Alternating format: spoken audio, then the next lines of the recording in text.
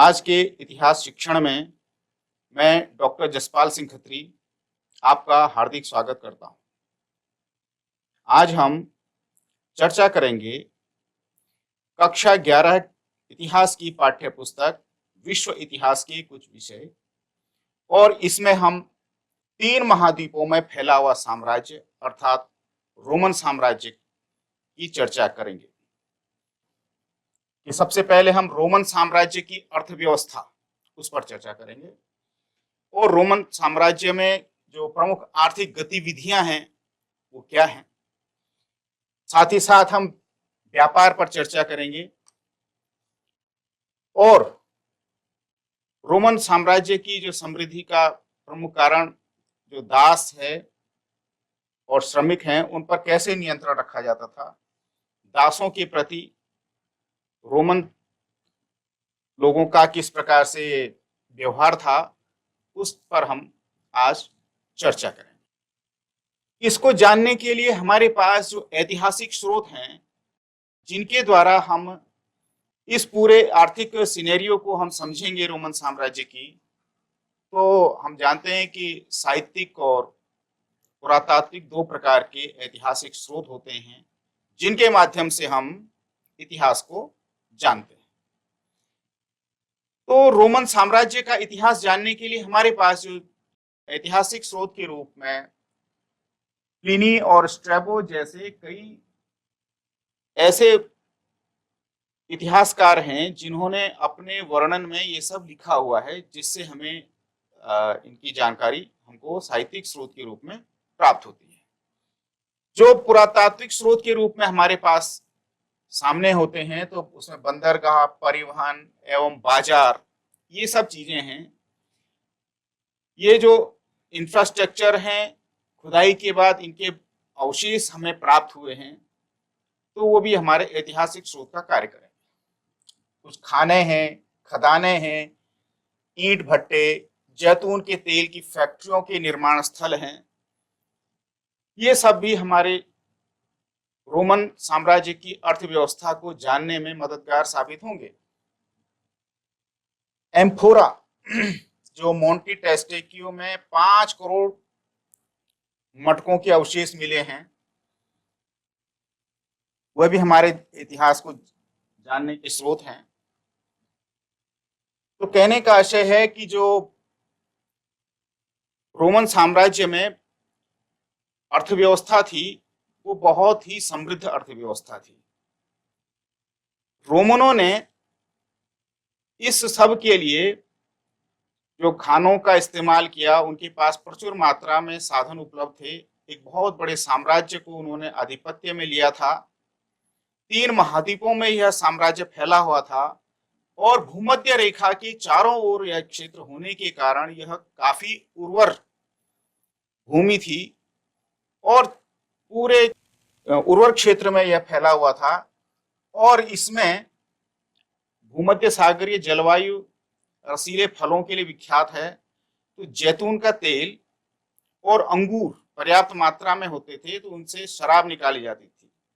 तो ये जैतून का तेल और अंगूरी शराब जो है वो बहुत बेशकीमती मदें थी व्यापार की, जो एक स्थान से दूसरे स्थान तक जाती थी। और रोमनों के पास जो नागरिकों की जो समृद्धि थी उसमें ये उपभोक्ता वस्तुओं के रूप में बहुतायत प्रयुक्त होती थी, इसलिए उसकी डिमांड बहुत ज्यादा थी, उसकी मांग बहुत अधिक थी।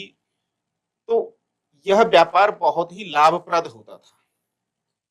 और इनको ले जाने के लिए, क्योंकि ये लिक्विड सामग्री है, द्रव वाली सामग्री है, और एक स्थान से दूसरे स्थान तक ले जाने के लिए इनको किसमें ले जाते होंगे, तो जैसे मोंटी टेस्टेक्यू में जो वहां पर जो अवशेष मिले हैं, तो 5 करोड़ मटके एक साथ मिले हैं, जिससे पता चलता है कि वह वहां पर उन मटकों में इनको ढोया जाता था। जहाजों में बड़ी मात्रा में इन मटकों की संख्या रहती थी और इनमें द्रव पदार्थ के रूप में जैतून का तेल और अंगूर की शराब ये ढोई जाती थी।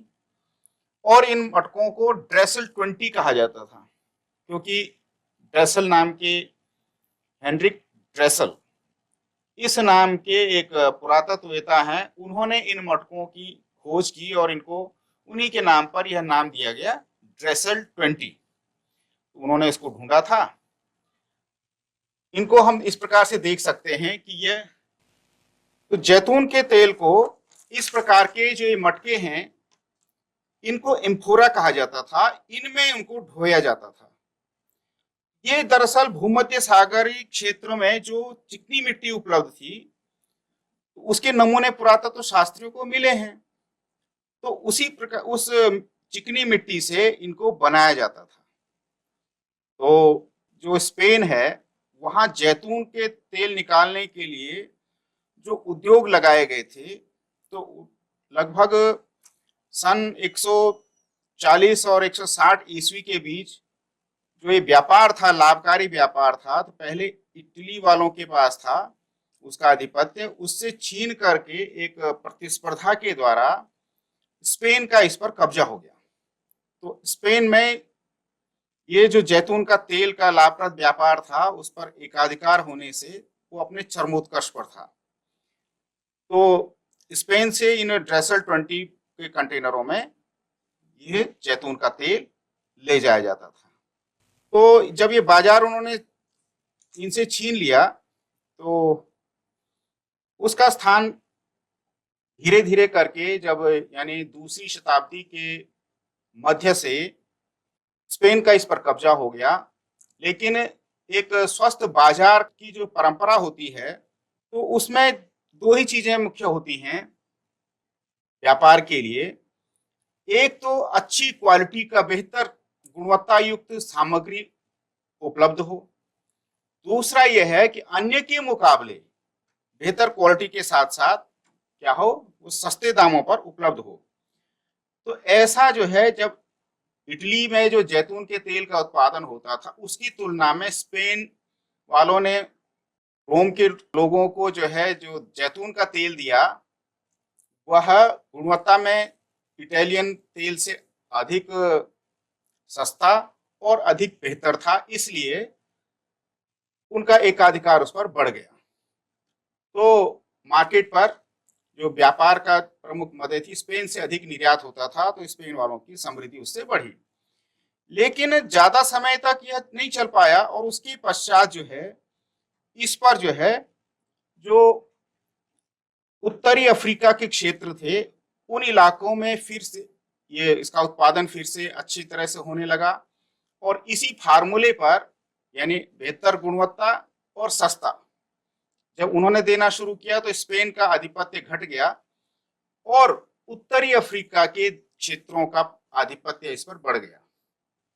आगे चल करके, यानी तीसरी और चौथी शताब्दी तक उत्तरी अफ्रीका वालों का इस पर कब्जा रहा। तत्पश्चात जो रोमन साम्राज्य का पूर्वी भाग था, अर्थात जो हमारे पश्चिम एशिया का हिस्सा पड़ता है, उन क्षेत्रों ने जो है, मिस्र से लेकर के ऊपर के सीरिया इत्यादि इन प्रांतों में, जिसमें तुर्की, फिलिस्तीन इत्यादि क्षेत्र आते हैं, इनमें भी अंगूरी शराब और जैतून का तेल जो है, इसका उत्पादन अधिक बढ़ने लग गया और अच्छी गुणवत्ता और सस्ता यहाँ होने लगा। तो ये अब जो स्थान स्पेन से छीन करके और उत्तरी अफ्रीका वालों ने लिया था, अब ये स्थान जो है उनके पास चला गया, यानी पूर्वी साम्राज्य वाले क्षेत्रों के पास फिर वो स्थान चला गया। तो इस प्रकार से ये जो स्वस्थ प्रतिस्पर्धा थी व्यापार की, ये रोमन साम्राज्य में चलती रहती थी। इसके लिए जो है वित्त जो है, कई जो पुराने उनके जमींदार लोग थे, वो वित्त उपलब्ध कराया करते थे, और इसके कारण इनकी ये जो गतिविधियां थी, ये इस प्रकार से चलती रही थी। ऐसा नहीं था कि केवल ये जो अंगूर की शराब और ये सब जैतून का तेल ही व्यापार की प्रमुख मद थी। कृषि और जो अन्य उत्पादन होते हैं, उसकी भी भरमार इस क्षेत्र में होती थी। बड़ा उर्वर भूमि यह थी, तो एक प्रकार से विकसित कृषि जो है यहाँ की जाती थी। तो कई ऐसे क्षेत्र थे जहां पर बड़ी मात्रा में खेती होती थी। तो इन लोगों ने क्या किया, कि जो खेती थी उसके हर एक टुकड़े पर जितना भी उनके पास खेती योग्य भूमि उपलब्ध थी, एक एक इंच जमीन पर उन्होंने अच्छी तरह से खेती की थी, जिसके कारण वहां पर बहुत अधिक उत्पादन होता था। ऐसे उर्वर क्षेत्र जो है इटली में कैंपेनिया, सिसिली, दक्षिणी गौल, इसी प्रकार से जो उत्तरी अफ्रीका के हिस्से थे, मिस्र में फयूम हो गए, और गैलिली, ट्यूनिशिया, वैक्ट्रिया, ये क्षेत्र जो हैं गेहूं इत्यादि उत्पादन करने के लिए, जो कृषि के लिए जो जरूरी चीजें थी वो वहां से होती थी। इसी प्रकार से जो गेहूं उत्पादन है तो वो बड़ी मात्रा में सिसली और बाइजेकियम में होते थे, और जो अंगूर की शराब होती थी तो उसको जो है ये कैंपेनिया क्षेत्र में सबसे अधिक होती थी। तो ये उस इलाके के जो उर्वर क्षेत्र में जो स्थित हैं उन क्षेत्रों में कृषि जो है वो विकसित अवस्था में थी। लेकिन रोमन साम्राज्य ऐसा भी नहीं था कि सभी जगह अच्छी स्थिति हो। कुछ क्षेत्र ऐसे थे जो अपेक्षाकृत जो है कम विकसित थे। तो व्यापारिक जो मदें हमने आपको बताई कि गेहूं, जौ, जैतून का तेल, अंगूर की शराब, ये वहां पर होती थी। स्पेन हो गया, गैलिक प्रांत हो गया, उत्तरी अफ्रीका और इटली के कुछ क्षेत्रों से इसका निर्यात होता था। और स्पेन में जैतून का तेल आप जानते हैं सबसे प्रसिद्ध था। और इनमें जो है व्यापारिक तरीके जो थे, खास तौर से जैसे लाभ कमाना, उसके लिए जो है जो व्यापारिक नियम हैं वो उनके पास थी। प्रतिस्पर्धा कैसे करते हैं, लागत को कम करना और गुणवत्ता को अच्छा रखना, जिससे कि सामग्री जो है, जो निर्यात योग्य सामग्री है, औरों की तुलना में सस्ता कैसे हो, तो वो उनको उनके पास थी। और इस प्रकार से बड़ी प्रतिस्पर्धा जो है उस क्षेत्र में पड़ती थी। तो मैंने आपको बताया कि कुछ सभी क्षेत्र विकसित अवस्था में नहीं थे, कुछ क्षेत्र ऐसे थे जो कि पिछड़े हुए थे। तो इन पिछड़े हुए क्षेत्रों में से जहां कृषि जो है कुछ कम अवस्था में थी, तो उनमें से थे जैसे आधुनिक अल्जीरिया में, नुमीडिया में। तो नुमीडिया का इलाका ऐसा था जहां पर जो है ऐसे लोग रहते थे जिनको हम ऋतु प्रवास करने वाले चरवाहे के रूप में जानते हैं। जैसे कई अपने भारत में भी कई ऐसी जनजातियां हैं जो ऋतु प्रवास करती हैं। तो वो एक स्थान से दूसरे स्थान तक अपने पूरे सामग्रियों सहित जाते हैं और अपने अस्थायी घरों को बनाते हैं। तो अनुकूल वातावरण में वो चले जाते हैं। जैसे अगर वो ऐसा स्थान है जहाँ बहुत ठंड है, तो जब बर्फबारी हो जाती है तो उससे पहले उन क्षेत्रों को छोड़ करके वो जहाँ बर्फ नहीं होती ऐसे नजदीक के क्षेत्रों में वो चले जाते हैं। फिर जब बर्फ गल जाती है गर्मियों में, फिर वो वहां पर प्रवास करते हैं। तो ऐसे ही जो है रोमन साम्राज्य में अल्जीरिया के, नुमीडिया में इस प्रकार के जो ऋतु प्रवासी थे, यायावर थे, वो जाते थे। तो वो अपने साथ मैपालिया ऐसी झोपड़ी बनाते थे, जिनको मैपालिया कहते थे। वो उनको लेकर के वो इधर उधर घूमते रहते थे। इस प्रकार से उनके घर हुआ करते थे। तो जैसे जैसे रोमन साम्राज्य में जागीरें बंटी, बड़े बड़े सैनिक सेनापतियों को जो है जागीरें दी, तो उन्होंने जो है इन खानाबदोश चरवाहों को जो है कंट्रोल किया। तो कंट्रोल करके उनको थोड़ा, उनकी गतिविधियों को थोड़ा रोक दिया, ताकि उनके कृषि क्षेत्र बढ़े और वो लोग ठीक तरह से कार्य करने लगे। तो उत्तरी क्षेत्र जो है इनका, जो रोमन साम्राज्य का था, जिसमें कि केल्टिक भाषी किसान थे, उनकी आबादी थी।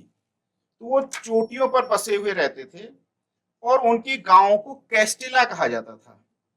तो इस प्रकार से हम देखते हैं कि रोमन साम्राज्य में जो सभी तरह के लोग रहते थे, विविधता लिए हुए थे। जहाँ की भूमध्य सागर के चारों ओर के जो क्षेत्र थे वो उर्वर होने के कारण वो विकसित था, लेकिन उसके बाहर का जो क्षेत्र था उनमें धीरे धीरे करके विकास हो रहा था।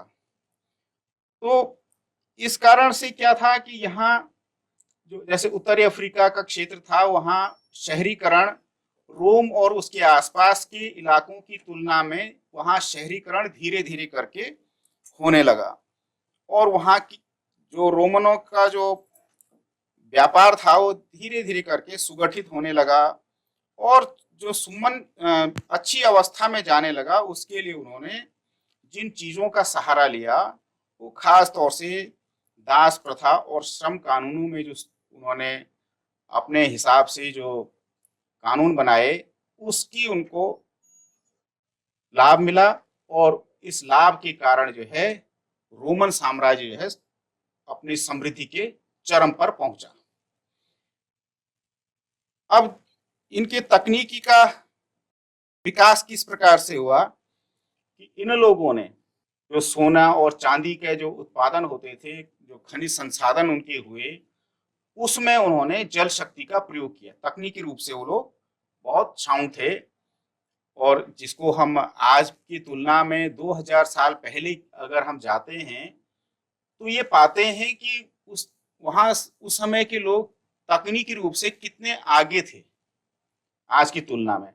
जैसे वो सोना और चांदी के उत्पादन में जल शक्ति का इस्तेमाल करते थे, इसी तरह से खनिज उत्पादन में हाइड्रोलिक माइनिंग करनी उनको आती थी, बैंकिंग व्यवस्था उनको थी, वो सब चीजों का रिकॉर्ड रखते थे कि कितनी आय हुई, निर्यात में कौन कौन सी मदें हैं, किस किस रेट से गया, किस रेट से आया, लाभ कितना हुआ। और जो भी व्यापार पैसा लगाते थे, वित्त उपलब्ध कराते थे, उनको ब्याज देने का एक प्रचलन था। तो इससे स्पष्ट होता है कि वो लोग तकनीकी रूप से जो है बहुत अधिक एडवांस थे। और आज जो है लगभग 1700 से लेके 2000 साल हो चुके हैं इस रोमन साम्राज्य के। तो जैसा कि हमने कहा कि उनकी समृद्धि का कारण जो है वो दास प्रथा थी।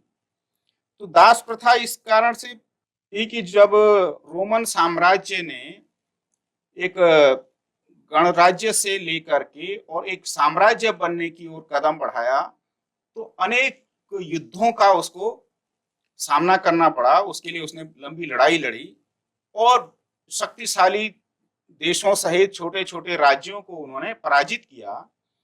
और जब ये पराजय, जिन देशों की पराजय हुई, जिन क्षेत्रों पर उन्होंने विजय प्राप्त की, वहां के नागरिकों को उन्होंने दास बना लिया, और दास बना करके वो उनको खरीद करके और रोमनों में बेच देते थे। तो रोमनों के हर एक घरों में दास हुआ करते थे।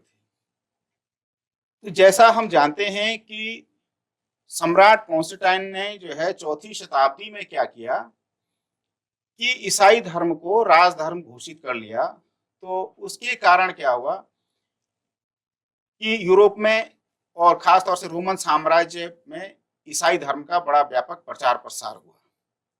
ईसाई धर्म ने जो अपने सिद्धांत थे उसमें दास प्रथा के विरुद्ध कोई चुनौती प्रस्तुत नहीं की, एक प्रकार से उसका समर्थन ही किया। और उसका लाभ लेकर के रोमनों ने दासों को खरीदने में काफी रुचि दिखाई, और उनके साथ जैसा भी व्यवहार वो करते थे उसके लिए उन्होंने एक प्रकार से धार्मिक रूप से छूट पाई।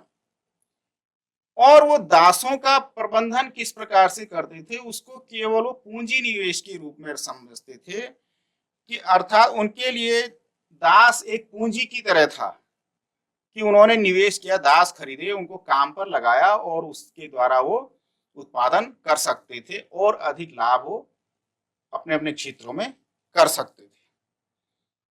तो जैसे कि कितनी आबादी रही होगी, इससे देखा अंदाजा लगाया जा सकता है कि रोम के समाज में दासों की कितनी वैल्यू थी। इटली में ऑगस्टस के समय में, जो कि 27 ईसा पूर्व जो है गद्दी पर बैठा और वो रोमन साम्राज्य का पहला सम्राट उसको माना जा सकता है, तो उस समय इटली की आबादी 75 लाख थी, जिसमें से 30 लाख दास थे। और इन दासों के प्रति जो है वो लोग बहुत क्रूर व्यवहार करते थे। और जितने भी उच्च वर्ग जो भी था वहां, वो उच्च वर्ग के लोग दासों के प्रति संवेदनशील बिल्कुल भी नहीं थे। हालांकि जो मध्यम वर्ग था, जो कम आय वाले लोग थे, वो उनकी संख्या बहुत अधिक थी, वो दासों के प्रति जो है वो थोड़ा ठीक व्यवहार करते थे। तो दासों को इस प्रकार से काम पर जो है खेती का काम उनसे कराया जाता था, बागानों में काम कराया जाता था, और माइनिंग में उनका काम, कारखानों से चीजें निकालने के लिए काम करते थे। जो चित्र देख रहे हैं आप, तो ये 3वीं शती में है। चर्चल अल्जीरिया की पच्चीकारी है, ये उस समय की कलाकृति है। तो यहाँ खेती करते हुए जो है दासों को दिखाया गया है कि किस प्रकार से वो बीज बो रहे हैं, हल चला रहे हैं। और जो दूसरे नीचे वाला चित्र है, उसमें वो अंगूर के बागानों में जो है वो काम कर रहे हैं। तो दासों के प्रति किस तरह का व्यापार था कि जो एक इतिहासकार हुए टैसीटस, जो कि 55 ईस्वी से लेके 117 ईस्वी तक रहे, उन्होंने रोमनों के आरंभिक साम्राज्य का उन्होंने इतिहास लिखा। तो वो क्या लिखते हैं कि एक घटना का उदाहरण के रूप में देते हैं कि दासों पर नियंत्रण करने के जो कानून थे और लोग क्या सोचते थे, उसके विषय में क्या लिखते हैं कि कुछ ही समय बाद शहर के शासक ल्यूसियस पेडेनियस सेकंड का उसके एक दास ने कत्ल कर दिया, यानी कत्ल हो गया शासक का, है ना। अब दास ने कत्ल कर दिया, तो कत्ल के बाद जो है पुराने रिवाज के अनुसार ये जरूरी था कि जिसने भी कत्ल किया हो, लेकिन एक ही छत के नीचे रहने वाले सभी को सजा दी जाएगी। यानी गलती एक ने की, अगर उसी घर में अगर 10 दास रहते हैं तो 10 को फांसी दे दी जाएगी। तो ऐसा वहां पर होने लगा। तो परंतु बहुत से जो निर्दोष लोगों को बचाने के लिए आसपास के लोग जो है वो इकट्ठे हो गए। उनको लगा कि ये गलत कार्य हो रहा है, कि एक ने गलती की और उसके चक्कर में बहुत सारे निर्दोष दासों को ये लोग मार डालेंगे। इस कारण वहां दंगे हो गए। दंगे हुए तो सेनेट भवन को घेर लिया, और सेनेट भवन में जो है अत्यधिक कठोरता का से जो है उन्होंने विरोध किया। परंतु अधिकांश सदस्यों ने परिवर्तन किए जाने का विरोध किया। जो सेनेटर फांसी देने के पक्ष में थे उनकी बात मानी गई, परंतु लोगों का विरोध था। लोगों ने पत्थर और जलती मशाले लिए जो है भारी भीड़ ने इस आदेश को जो क्रियान्वित होने से उन्होंने रोका। तो नीरो ने अभिलेख द्वारा इन लोगों को फटकार लगाई। नीरो शासक था, तो वो कहते हैं कि उसने उन सारे मार्गों पर सेना लगा दी जहां सैनिकों के साथ दोषियों को फांसी चढ़ाने के लिए ले जाया जा रहा था।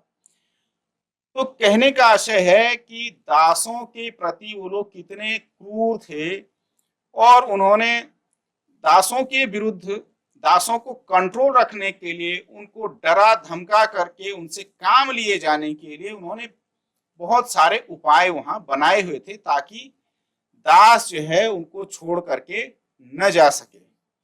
इसके अलावा दासों का भी जो है कार्य पूरा लिया जाता था। दासों की संख्या निरंतर बढ़ती जा रही थी। जैसा कि ऑगस्टस के समय में 30 लाख दास थे, तो आगे आने वाले समय में, क्योंकि पहली और दूसरी शताब्दी जो है वो समृद्धि की शताब्दी थी, तो उस समय क्या हुआ कि जो उन्होंने दासों की जो आपूर्ति थी वो शांति होने के कारण आपूर्ति कम हो गई, यानी लड़ाइयां कम हो रही थी, और जितना रोमन साम्राज्य का विस्तार होना था वो पर्याप्त मात्रा में हो चुका था। ऐसे हालात में दास कम आ रहे थे, तो दासों का विकल्प क्या हो, लोगों को दास और चाहिए थे। तो उसके लिए उन्होंने ये सोचा कि 2 उपाय किए। एक था कि दास प्रजनन बढ़ाया जाए, यानी जो दास उनके पास हैं उनको दास और दासी का आपस में विवाह कर दिया। विवाह के पश्चात उनकी संतानें हुई, उन संतानों की देखभाल करके उनको बड़ा किया, तो वो भी नियमानुसार क्या हो जाएंगे, दास हो जाएंगे। तो इस प्रकार से वो दासों को ये प्रेरित करते थे कि ज्यादा से ज्यादा संतानें पैदा करें, ताकि उनके पास जो है उनकी संतानें नए दासों के रूप में आएंगी। दासों को आसानी से बेचा और खरीदा जाता था। तो इस कारण उन्होंने एक उपाय ढूंढा कि दास प्रजनन करके दासों की जो कमी है उसको पूरा किया जा सकता है।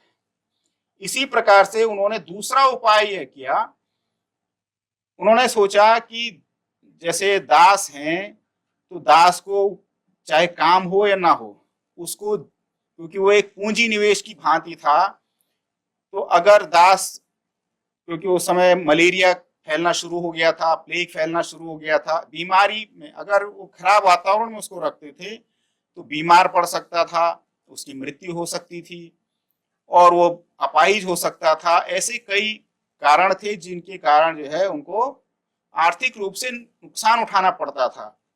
अब वर्ष भर चाहे काम हो या ना हो, जैसे हम खेतों के लिए, खेती के लिए बैल खरीदते हैं, लेकिन बैल की आवश्यकता हमको उसी समय पड़ती है जब हमको हल जोतना होगा। शेष समय में हमको बैलों को खेती योग्य बनाए रखने के लिए उनको चारा देना ही पड़ता है। तो उसी प्रकार से दासों के साथ भी इसी तरह से पशुवत व्यवहार रखते हुए उनको ये बुरा लगता था कि साल भर इनको खिलाना पड़ता है, इनको मेंटेन रखना पड़ता है, बीमार भी नहीं पड़ने चाहिए, मरने भी नहीं चाहिए, और ताकि वो ठीक ठाक काम कर सकें तो उनकी देखभाल की आवश्यकता होती थी। तो इसीलिए उन्होंने कहा कि वित्तीय प्रबंधन के लिए दासों को मत खरीदो, बल्कि वेतन के आधार पर कुछ समय के लिए काम के लिए, जैसे खेती का काम सीजनल होता है या कोई और काम जो है किसी अवसर पर ज्यादा हो जाते हैं, तो उस समय के लिए जो है बॉन्डेड लेबर को आप ले सकते हैं, यानी आप जो है मजदूर को जो है संविदा पर बना करके ले सकते हैं और उनको काम उनसे लिया जा सकता है, जो कि एक प्रकार से काफी लाभप्रद होगा, किफायती होगा, उससे पैसे की बचत होगी। एक इतिहासकार हुए कोलू मेला, उन्होंने श्रम प्रबंधन के लिए दो प्रकार की सिफारिशें की कि देखो, अगर इस प्रकार से दासों का हम अच्छी तरह से प्रबंधन करेंगे तो उससे दो लाभ हो सकते हैं। क्या लाभ हो सकते हैं कि अगर हम जो दासों के लिए जो औजार लगते हैं काम करने के लिए, जैसे कुदाल है, हल है, घन है, सबल है, ऐसी चीजें हैं, तो वो अतिरिक्त मात्रा में होनी चाहिए, ताकि अगर जैसे कोई कार्य करते हुए कोई औजार टूट गया तो नया औजार खरीद करके लाने के लिए या उसको दोबारा कहीं से मंगाने पर जो है तब तक जो है वो दास लोग बैठे रहेंगे, इंतजार करेंगे। उन्होंने कहा इसमें समय की, जिसको हम क्या कहते हैं, श्रम समय कहते हैं, उसकी बड़ी हानि होती है। तो उस हानि से बचने के लिए हमारे पास पहले से स्टॉक रहेगा तो हम उसका उपयोग कर सकेंगे। तो ये बहुत यानी श्रम प्रबंधन के लिए उस जमाने में इतने बढ़िया नियम उन्होंने निकाल रखे थे कि हम उसको किस तरह से श्रम समय को बचा सकते हैं और जिससे कि उनको आर्थिक रूप से हानि न हो। दूसरा, उन्होंने कहा कि दासों के का निरीक्षण जो है वो 10-10 लोगों का दल बना करके उन पर कड़ी निगरानी रखनी चाहिए। हालांकि जो प्लिनी है, उन्होंने इस बात की बड़ी आलोचना की कि बहुत खराब बात है कि इतनी निगरानी जो है उनके प्रति नहीं रखनी चाहिए। जैसे आजकल हम देखते हैं कि सुरक्षा की दृष्टि से फैक्ट्रियों में या कार्यस्थलों पर जो है सीसीटीवी कैमरे लगाए जाते हैं, उसमें ये बोला जाता है कि आप लोगों की सुरक्षा के लिए। दरअसल सुरक्षा के लिए नहीं रहता है, वो उसका ज्यादा उद्देश्य अपने काम करने वाले लोगों पर ये देखने के लिए होता है कि कोई काम चोरी तो नहीं कर रहा है, तो इस दृष्टि से वो लगाए जाते हैं। तो कल्पना कीजिए कि रोमन साम्राज्य में इस प्रकार के नियम उन्होंने पहले ही सोच रखे थे कि अगर वो इस प्रकार से निरंतर देखभाल करते रहेंगे, निरीक्षण करते रहेंगे कौन काम कर रहा है, कौन काम नहीं कर रहा है, तो उन्होंने इस तरह से छोटे छोटे समूह बना करके और अपने श्रमिकों को या दासों को ठीक प्रकार से उन्होंने काम पर लगाया। तो इस प्रकार के प्लिनी ने इस बात की बड़ी आलोचना भी की थी। तो ये जो तरीके थे, ये भले ही आपको लग रहे हैं कि ये काम की दृष्टि से और प्रबंधन की दृष्टि से बहुत अच्छे थे, लेकिन सामाजिक दृष्टि से ये निंदनीय समझे जाते हैं, कठोर समझे जाते हैं और क्रूर समझे जाते हैं।